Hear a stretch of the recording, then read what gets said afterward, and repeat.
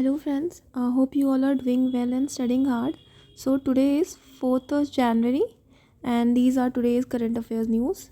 First of all, in the front page of Hindu there's the news that Supreme Court has held this SEBI probe and had turned the spotlight on the Hindenburg's conduct. Okay, so what's the scenario is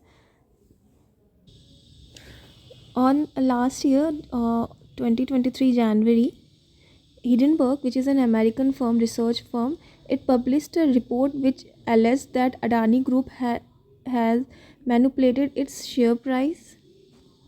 So after this report, its share price was very low. It lost a lot of its investors.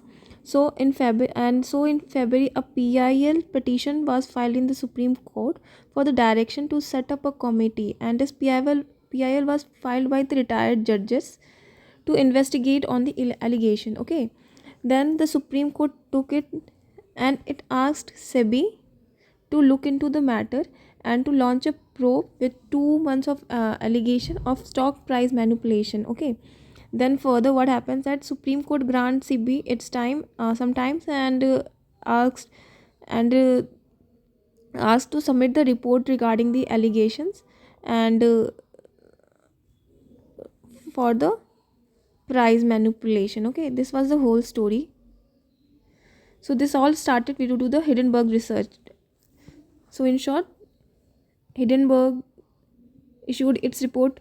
PIL was fined for the investigation. Supreme Court asked SEBI to look into the matter, and Supreme Court last year, I think in November or December, Supreme Court reserved its verdict on the batch. Okay, and now the Supreme Court is refusing. The SEBI has asked to took it took it and give the matter to SIT, that is a special investigation team, and now Supreme Court has refused to transfer the probe, okay, to the of that allegation to SIT. Now Supreme Court has refused it. So this is the whole story which is published in the front page of the paper. Okay, so this was the whole news. Supreme Court in its verdict, which was headed by Supreme Court Chief Justice D.Y. Chandrachud, it rejected the plea, okay, for the SIT probe and said that there is no grounds for the transfer of the investigation from SEBI to SIT. So this was the whole news about.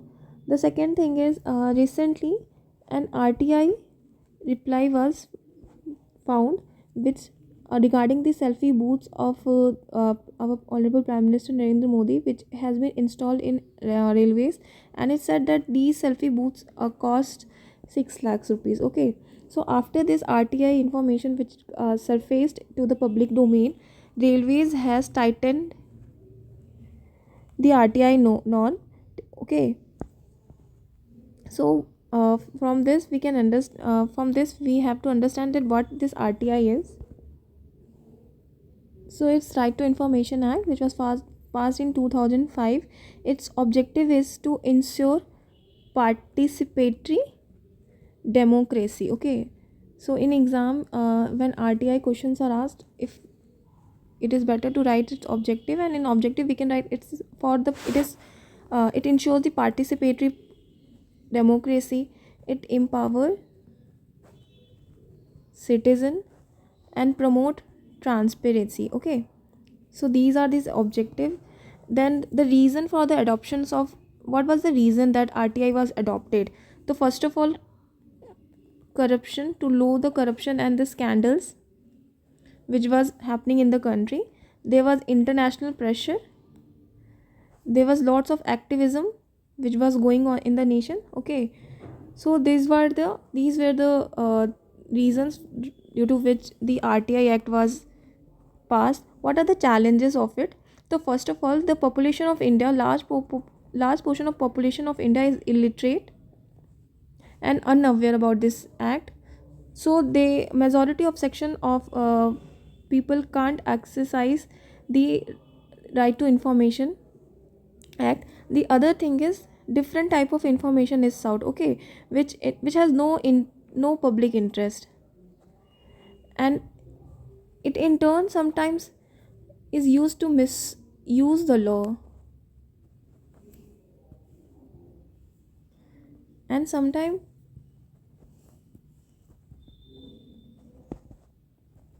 it misuses the law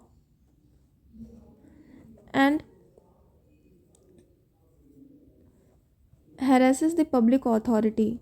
So these are the challenges of this act. Okay, so this was that news. Okay, the second news was like about PM Vishwakarma scheme. So what was this about? Like Jammu Kashmir has been the first union territory to implement it. Okay, now what is PM Vishwakarma? So it is a scheme to uplift traditional artisans, okay, and craft people who are engaged in various occupations like carpentry, pottery, blacksmithing, okay. And its nodal ministry is Ministry of MSMEs, okay. So this is its nodal ministry, and it provides collateral free credit support of I think collateral free support of 1 lakh at first, and then 2 lakhs at interest of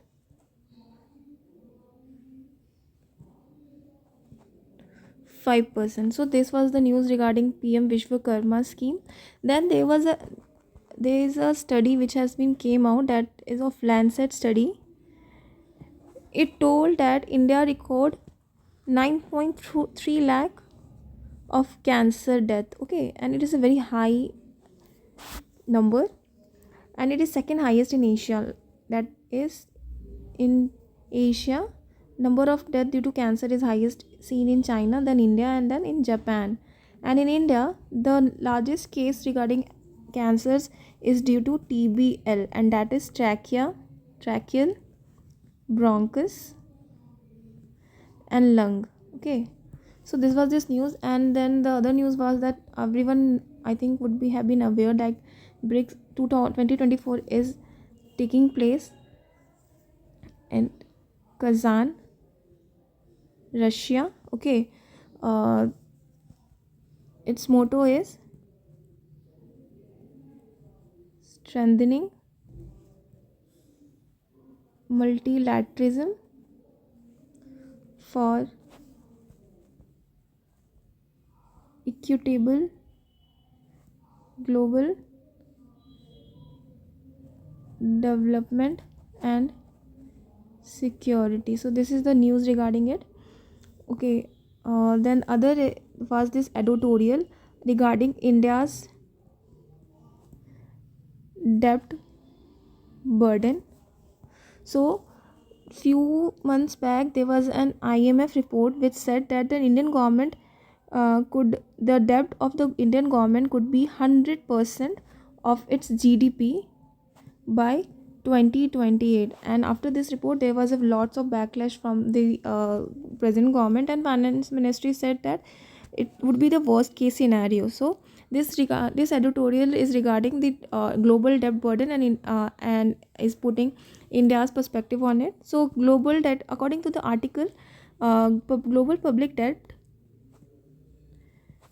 there are some factual data like it has been increased fourfold since 2000, while the GDP has been only increased threefold, okay.